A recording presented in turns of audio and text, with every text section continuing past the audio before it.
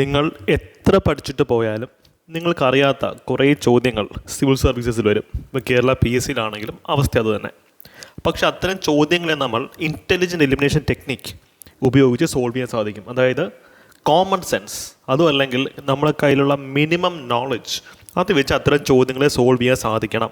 അത്തരത്തിലുള്ള problem solving സ്കില്ലും UPSC check ചെയ്യുന്നുണ്ട്. അപ്പോൾ ഇന്നത്തെ ക്ലാസ്സിൽ 2023 സിവിൽ സർവീസസ് പ്രിലിംസിൻ്റെ ചോദ്യങ്ങൾ എടുത്ത് വെച്ചിട്ട് അത് എലിമിനേഷൻ ടെക്നിക്കിൽ കൂടെ അല്ലെങ്കിൽ കറക്കി കുത്തുന്നൊക്കെ മലയാളത്തിൽ പറയുന്ന ആ ഒരു ടെക്നിക്കിൽ കൂടെ എങ്ങനെ സോൾവ് ചെയ്യാം എന്ന് നമുക്ക് നോക്കാം. UPSCയുടെ നമ്മുടെ ചാനലിലെ പ്ലേലിസ്റ്റ് ചെക്ക് ചെയ്യുക. ഇതിൻ്റെ മുൻപ് ചെയ്തിട്ടുള്ള വീഡിയോസ് അവിടെ കിട്ടും. ധാരാളം ചോദ്യങ്ങൾ സിവിൽ സർവീസസിൻ്റെ 2023 ചോദ്യങ്ങൾ നമ്മൾ സോൾവ് ചെയ്ത് അതിനകത്ത് കൊടുത്തിട്ടുണ്ട്. എഗെയിൻ ഇന്നത്തെ ക്ലാസ് നോട്ട്സ് ഫുൾ നിങ്ങൾക്ക് നമ്മുടെ ടെലിഗ്രാം ചാനലിൽ നിന്ന് ഡൗൺലോഡ് ചെയ്യാം. ഇതിൻ്റെ ചോദ്യങ്ങൾ നിങ്ങൾക്ക് സ്വയം പ്രാക്ടീസ് ചെയ്ത് നോക്കാവുന്നതാണ്. ടെലിഗ്രാമിൻ്റെ ലിങ്ക് കമൻറ്റ് സെക്ഷനിൽ ഉണ്ടായിരിക്കും. ഓക്കെ, അപ്പം വോൾട്ടെയർ മുത്തപ്പനെ മനസ്സിൽ ധ്യാനിച്ചുകൊണ്ട് നമുക്ക് അങ്ങോട്ട് തുടങ്ങാം. അതായത് വോൾട്ടെയർ ആണ് common sense is not so common എന്ന് പറഞ്ഞിട്ടുള്ളത്. കാര്യം കോമൺ സെൻസ് ആണ് എക്സാം ഹോളിൽ നിങ്ങൾക്ക് കിട്ടാവുന്ന ഏറ്റവും വലിയ ആസറ്റ്. കോമൺ സെൻസ് ഉപയോഗിച്ച് നമുക്ക് എങ്ങനെയാണ് ചില ചോദ്യങ്ങൾ സോൾവ് ചെയ്യാൻ പറ്റുന്നതെന്ന് നോക്കാം. കറക്കി കുത്താൻ മാത്രം പഠിച്ചാൽ പോരാ, ആഴത്തിലുള്ള പഠനം വേണം. ആഴത്തിലും പഠിക്കണം, കറക്കി കുത്താനും പഠിക്കണം. ഈ ഫിലോസഫി അനുസരിച്ച് മുന്നോട്ട് പോയി കഴിഞ്ഞാൽ നിങ്ങൾക്ക് എന്തായാലും എക്സാംസ് ക്ലിയർ ചെയ്യാൻ സാധിക്കും. ഈ ഒരു ചോദ്യം നമുക്കൊന്ന് നോക്കാം അല്ലേ. 3 സ്റ്റേറ്റ്മെൻ്റ് ഉള്ള വളരെ ഡിഫിക്കൽട്ട് എന്ന് പല ആൾക്കാരും പറഞ്ഞൊരു ചോദ്യമാണത്. നമുക്ക് ജസ്റ്റ് ഒന്ന് വർക്കൗട്ട് ചെയ്ത് നോക്കാം. ഇവിടെ ഫസ്റ്റ് സ്റ്റേറ്റ്മെൻറ്റ് പറയുന്നത് എന്താ? ഇതിനകത്ത് ശരിയായിട്ടുള്ള പ്രസ്താവനയാണ് അവർ ചോദിക്കുന്നത്. Correct statement, you should encircle that keyword. First statement is that gold mining activity is A source of mercury pollution in the world എന്നാണ് പറയുന്നത് അല്ലേ. ഗോൾഡ് മൈനിങ്ങിൻ്റെ ഭാഗമായിട്ട് മെർക്കുറി പൊല്യൂഷൻ ഉണ്ടാവും.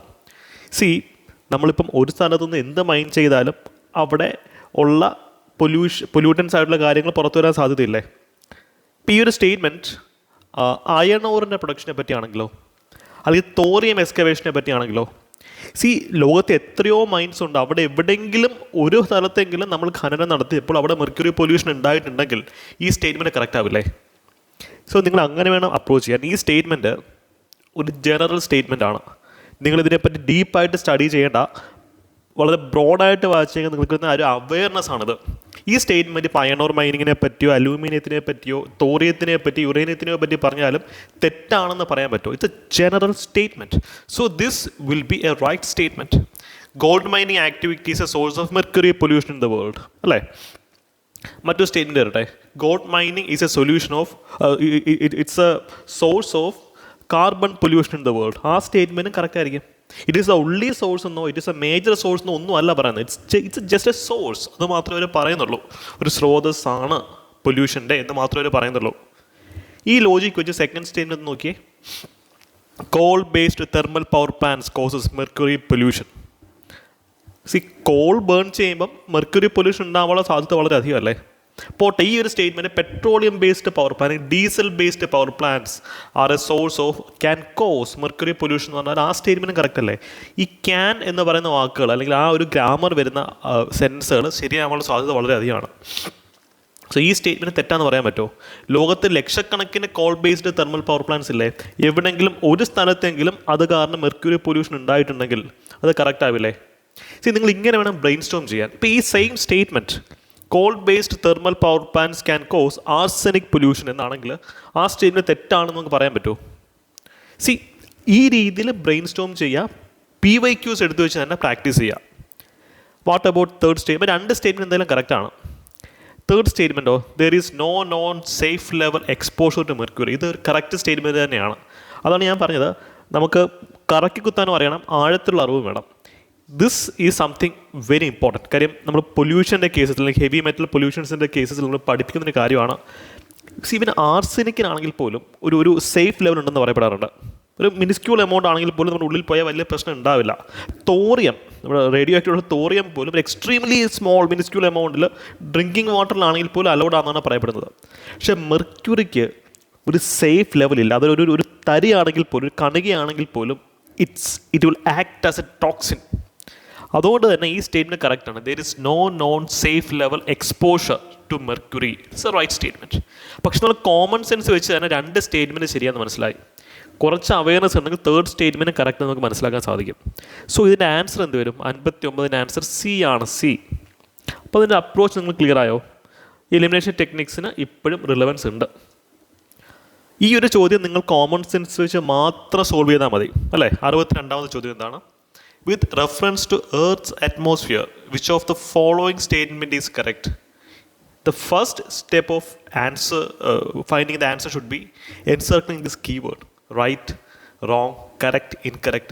See, PSC-യിലാണെങ്കിൽ ഇത് ബോൾഡായിട്ട് അവരൊരു കൊടുക്കും. പക്ഷേ UPSC-യിൽ അവരിത് ഹൈഡ് ചെയ്തിങ്ങനെ ഇട്ടേക്കും. ചിലപ്പോൾ ഇൻകറക്റ്റ് ആയിരിക്കും, കറക്റ്റ് ആയിരിക്കും. ഇത് വട്ടമിട്ട് വെച്ചതിന് ശേഷം മാത്രമേ മറ്റ് സ്റ്റെപ്സിലേക്ക് പോകാവൂ. Okay, correct statement. First statement എന്ന് വെച്ച് കഴിഞ്ഞാൽ the total amount of insolation means incoming solar radiation. ഭൂമിയിലേക്ക് പതിക്കുന്ന സൂര്യരശ്മികളെയാണ് ഇവിടെ കൊണ്ട് നമ്മൾ ഉദ്ദേശിക്കുന്നത്. അപ്പോൾ ഇവിടെ പറയുന്നൊരു കാര്യമാണ്, ഇക്വേറ്ററിൽ കിട്ടുന്ന ഇൻസുലേഷൻ എന്ന് വെച്ച് കഴിഞ്ഞാൽ ബാക്കിയുള്ളവർക്ക് തരുന്ന ഇൻസുലേഷൻ്റെ 10 ഇരട്ടിയാന്ന് പറയാറുണ്ട് അല്ലേ? കൺഫ്യൂസ്ഡ്. നിങ്ങളത് എവിടെ ഇത് NCERT-ലുള്ളൊരു പോയിൻ്റാണ്. 10 ഇരട്ടിയാണോ 5 ഇരട്ടിയാണോ 3 ഇരട്ടിയാണോ നമ്മൾ കൺഫ്യൂസ്ഡ് ആയിപ്പോയി. സോ അവിടെ സ്റ്റക്കായി നിൽക്കല്. Move on to the next statement. അടുത്ത സ്റ്റേറ്റ്മെൻറ്റ് എന്താ പറയുന്നത്? ഇൻഫ്രാറെഡ് റേസ് കോൺസ്റ്റിറ്റ്യൂട്ട് റഫ്ലി 2/3 ഓഫ് ഇൻസുലേഷൻ.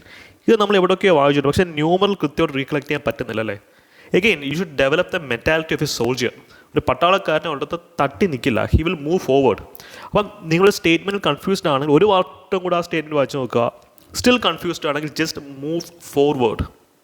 തേർഡ് സ്റ്റേറ്റ്മെൻറ്റ് എന്താ പറയുന്നത്? കറക്റ്റ്. ഇതിനകത്ത് 4 സ്റ്റേറ്റ്മെൻറ്റിനകത്ത് 3 തെറ്റും 1 ശരിയുമാണ്. അതാണ് ചോദ്യത്തിനകത്ത് പറഞ്ഞത് ഏതാണ് ശരി. തേർഡ് സ്റ്റേറ്റ്മെൻറ്റ് എന്താ പറയുന്നത്? C, infrared waves are largely absorbed by water vapor that is concentrated in the lower atmosphere എന്ന് പറയുന്നത് അല്ലേ? ഇത് നമുക്ക് എവിടെയൊക്കെയോ റിലേറ്റ് ചെയ്യിപ്പിക്കുന്നത് കേരളത്തിൽ താമസിക്കുന്ന നമ്മളോടോ ബാല. ഇൻഫ്രാറെഡ് വേവ്സ് എന്ന് വെച്ചാൽ നമുക്കറിയാം ഉഷ്ണതരംഗങ്ങളാണ്, ചൂട് അല്ലെങ്കിൽ ഹീറ്റ് ജനറേറ്റ് ചെയ്യുന്ന റേസ് ആണ് ഇൻഫ്രാറെഡ് റേസ് എന്ന് പറയുന്നത്. അപ്പോൾ ഇവിടെ പറയുന്നത് infrared raise water vapour absorb ചെയ്യും. അതായത് നമുക്കറിയാം അറ്റ്മോസ്ഫിയറിൽ വാട്ടർ വേപ്പർ കൂടുമ്പോഴാണ് ഹ്യൂമിഡിറ്റി കൂടുന്നത്. നിങ്ങൾ ഏറ്റവും കൂടുതൽ ചൂടടിക്കുന്നത് ഹ്യൂമിഡ് ആയിട്ടുള്ള എൻവയോൺമെൻറ്റിലാണോ ഹ്യൂമിഡിറ്റി കുറഞ്ഞ എൻവയോൺമെൻറ്റിലാണോ? അല്ലെങ്കിൽ വാട്ടർ വേപ്പർ കൂടുതലുള്ള ഒരു അന്തരീക്ഷത്തിലാണോ വാട്ടർ വേപ്പർ കുറവുള്ള അന്തരീക്ഷത്തിലാണോ നിങ്ങൾക്ക് സ്വസ്ഥമായിട്ടിരിക്കാൻ പറ്റുന്നത്? മാർച്ച് മാസത്തിൽ തന്നെ ഞാൻ ഈ ചോദ്യം ചോദിക്കണമല്ലേ?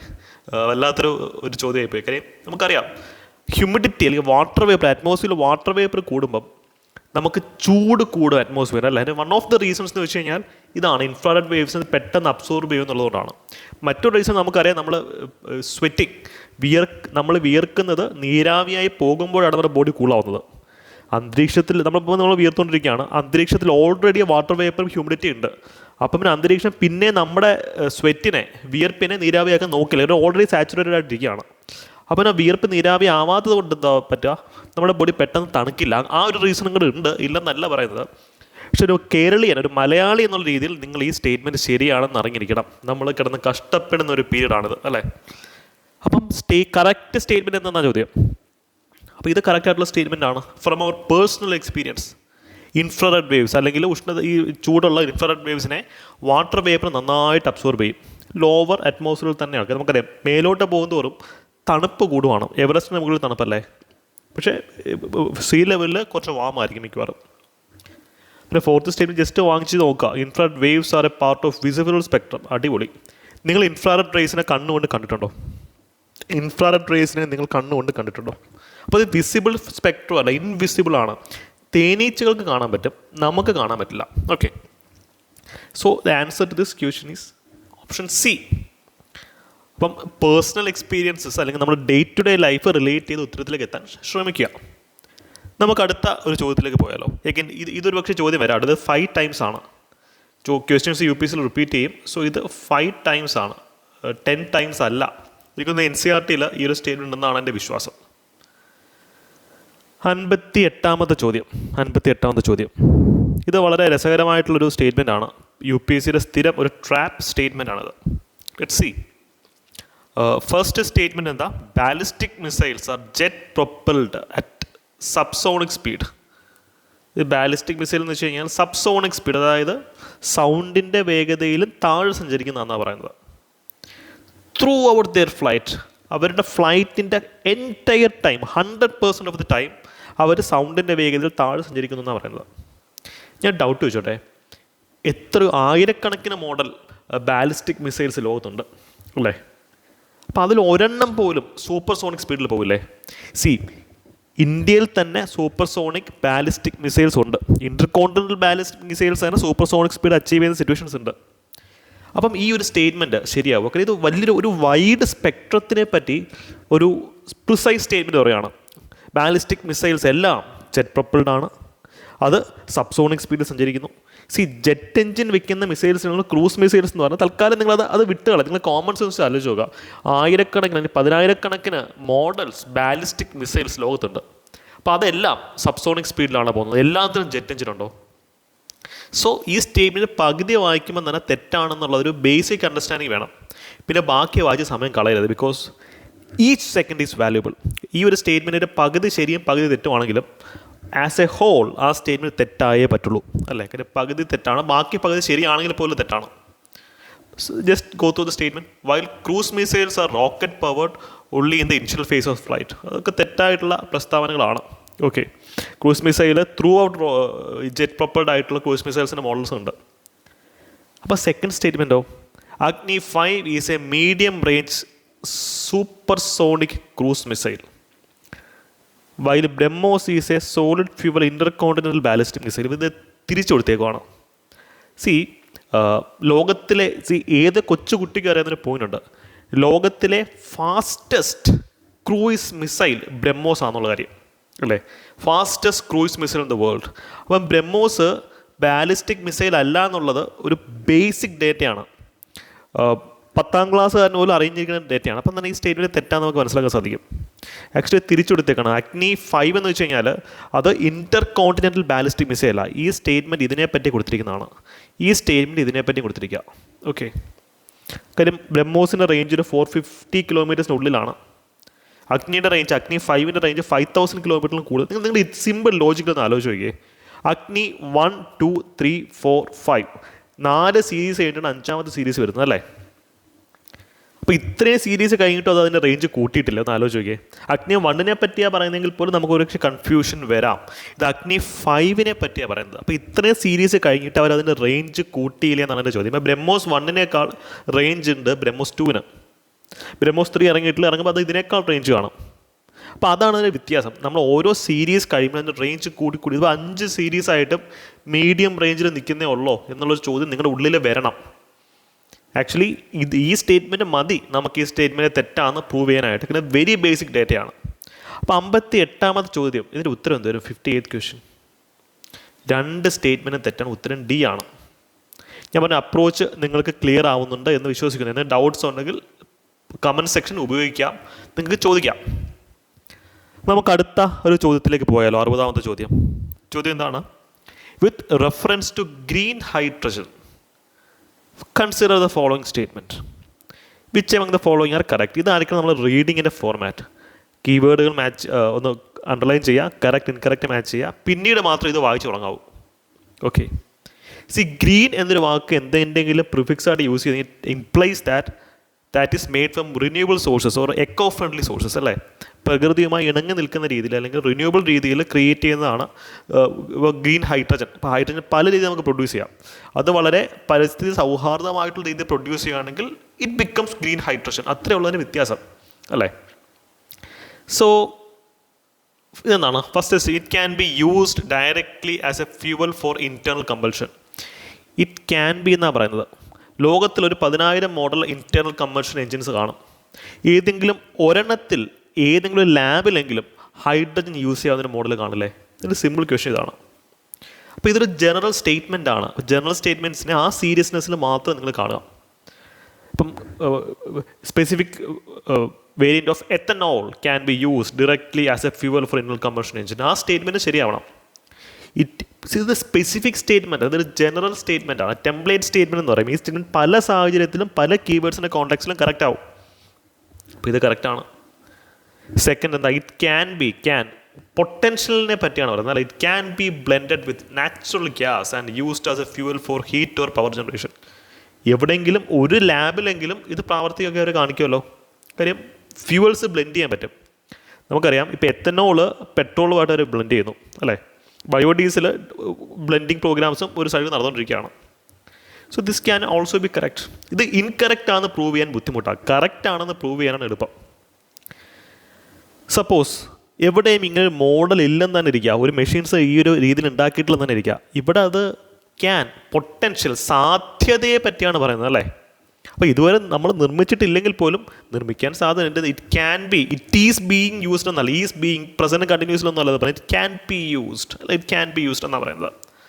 ഇതൊന്ന് it can be used in hydrogen fuel cell into run vehicle. It can be used, സാധ്യതയുണ്ട്, ക്യാൻ ബി യൂസ്ഡ്. സപ്പോസ് ഇപ്പം നിലവിൽ മെഷീൻ ഇല്ലെങ്കിൽ പോലും നാളെ ഒരു മെഷീൻ പണിഞ്ഞ് അതിനകത്ത് നമുക്ക് ഈ ഫ്യൂവൽ യൂസ് ചെയ്യാമെന്നാണ് അത് ഇംപ്ലൈ ചെയ്യുന്നത്. അപ്പോൾ ഒരു cognitive flexibility is A very important quality. നിങ്ങളുടെ തലച്ചോറ് കുറച്ച് ഫ്ലെക്സിബിൾ ആയിരിക്കണം. ഇങ്ങനെ മസിൽ പിടിച്ച് എക്സാം ഹോളിൽ പോയിരിക്കില്ല, ഇത് ഞാൻ വായിച്ചിട്ടില്ല അപ്പോൾ ഞാൻ ഉത്തരം എഴുതില്ല എന്നുള്ള രീതിയിൽ പോയിരിക്കരുത്. എപ്പോഴും നമ്മൾ എലിമിനേഷൻ ടെക്നിക്സ് യൂസ് ചെയ്യുമ്പോൾ 10 എണ്ണം യൂസ് ചെയ്യുന്നതിൽ 7 എണ്ണം ശരിയാവും, 3 എണ്ണം തെറ്റും. It's all right. അഗ്രിഗേറ്റ് നമുക്ക് 6 ചോദ്യങ്ങൾ ശരിയാവണം അല്ലേ. 6 × 2 12 മാർക്സ് നമുക്കവിടെ വീഴുവാണ്. നമുക്കത് മതി. എല്ലാ ചോദ്യങ്ങളും ശരിയാക്കാൻ ഒക്കില്ല. ഈ ടെക്നിക്ക് യൂസ് ചെയ്യുമ്പോൾ നിങ്ങൾക്ക് കുറേ ചോദ്യങ്ങൾ തെറ്റും, അതിലേറെ ചോദ്യങ്ങൾ ശരിയാവും. നമുക്ക് അതാണ് വേണ്ടത്. അഗ്രിഗേറ്റ് മാർക്ക് സർപ്ലസ് ആയിരിക്കണം, അതാണ് നമുക്ക് വേണ്ടുന്നൊരു അപ്രോച്ച്. അപ്പം 60ാമത്തെ ചോദ്യത്തിന് ഉത്തരം എന്ന് പറയുമ്പോൾ സി വരും അല്ലേ, സി. സോ ഇത്രയാണ് എനിക്ക് ഈ വീഡിയോയിൽ പറയാനുള്ള പ്രധാനപ്പെട്ട ഒരു കാര്യങ്ങൾ. ധാരാളം ചോദ്യങ്ങൾ ഇനിയുണ്ട്. അപ്പം നിങ്ങൾ കമൻറ്റ് സെക്ഷനിൽ പറയുകയാണെങ്കിൽ ഇതിന് അടുത്തൊരു സെഷൻ ചെയ്യാം. കാര്യം സിവിൽ സർവീസ് പ്രിലിംസിൻ്റെ പരീക്ഷ അടുത്തുകൊണ്ടിരിക്കുകയാണ്. ഈ ഒരു അവസരത്തിൽ നിങ്ങൾ കോമ്പറ്റീഷൻ പുഷ് ചെയ്യുക, ടയേർഡായിട്ടിരിക്കരുത്. നിങ്ങൾക്ക് എന്ത് സപ്പോർട്ട് നമ്മുടെ ടെലിഗ്രാം കമ്മ്യൂണിറ്റി ഗ്രൂപ്പിൽ വരാം, നിങ്ങളുടെ ഡൗട്ട്സ് ചോദിക്കാം. ഇതിനെ കമൻറ്റ് സെക്ഷൻ നിങ്ങൾ യൂട്ടിലൈസ് ചെയ്യാം. ഇങ്ങനെ ഇതൊരു എക്സ്പെരിമെൻ്റ് ആണ്. നിങ്ങൾക്ക് ഈ വീഡിയോ പറ്റിയുള്ള കമൻറ്റ്സ് ഒക്കെ കമൻറ്റ് സെക്ഷനിൽ പറയാം കേട്ടോ. ഇത് യൂസ്ഫുൾ ആയെന്ന് തോന്നുന്നെങ്കിൽ നിങ്ങളുടെ ഒരു ഫ്രണ്ട്സിനും ഇത് ഷെയർ ചെയ്ത് കൊടുക്കുക. നമ്മുടെ ചാനലിനെ സപ്പോർട്ട് ചെയ്യാം. Thank you, by.